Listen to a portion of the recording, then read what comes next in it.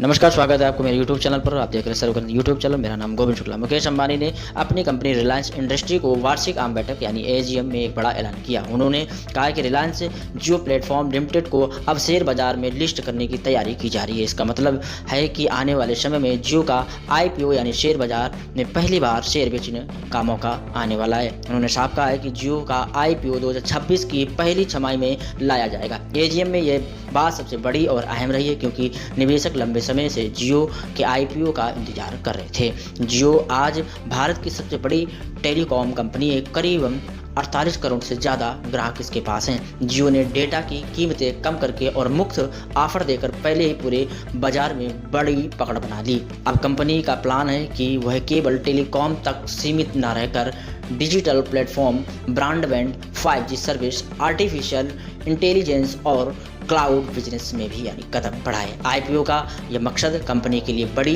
पूंजी जुटाना है ताकि आगे के प्रोजेक्ट पर काम कर सके। AGM में अंबानी ने कहा कि जियो IPO बहुत आकर्षक अवसर होगा।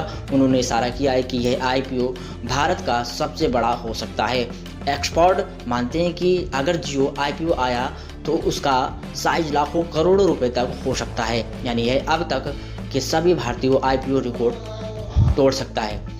हालांकि इस IPO का सीधा फायदा हर निवेश तक एक जैसा नहीं पहुंचेगा। जो लोग अभी रिलायंस इंडस्ट्री के शेयर होल्ड करते थे उन्हें इस IPO में अप्रत्यक्ष फायदा होगा क्योंकि रिलायंस की जिम्मेदारी जियो में बनी रहेगी। लेकिन IPO में नए निवेशक सीधे जियो के शेयर खरीद सकेंगे और कंपनी में हिस्सेदार बन सकेंगे। इस बीच AGM ने अंबानी ने अपने बच्चों की जिम्मेदारियों का भी जिक्र किया। ईशा अंबानी रिलायंस रिटेल की देखरेख कर रही हैं, आकाश अंबानी जियो प्लेटफॉर्म के यानी चेयरमैन हैं और Anant Ambani new energy business पर ध्यान दे रहे हैं। इसका मतलब साफ है कि अंबानी परिवार ने अपने अपने क्षेत्रों में बंटवारा कर दिया। जियो IPO का टाइम 2026 की पहली छमाही रखा गया।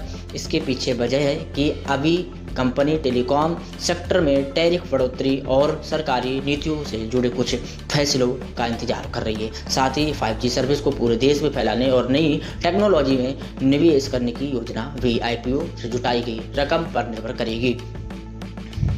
बाजार के जानकारों का कहना है कि जियो IPO आने के बाद भारत के कैपिटल मार्केट में नई जान आएगी। बहुत सारे विदेशी निवेशक भी इस IPO की ओर आकर्षित होंगे क्योंकि जियो को भारत का सबसे बड़ा डिजिटल प्लेटफॉर्म माना जाता है। कुल मिलाकर जियो IPO की घोषणा ने शेयर बाजार में नई हलचल पैदा कर दी। निवेशक इसे एक सुनहरा मौका मान रहे हैं। अगर सब कुछ योजना के अनुसार चलता है 2026 के पहले ही 6 महीनों में भारत अब तक का सबसे बड़ा IPO देखने को मिलेगा। मिलते हैं नेक्स्ट वीडियो, देखते रहिए सर यूट्यूब गोविंद शुक्ला के साथ। Thank you.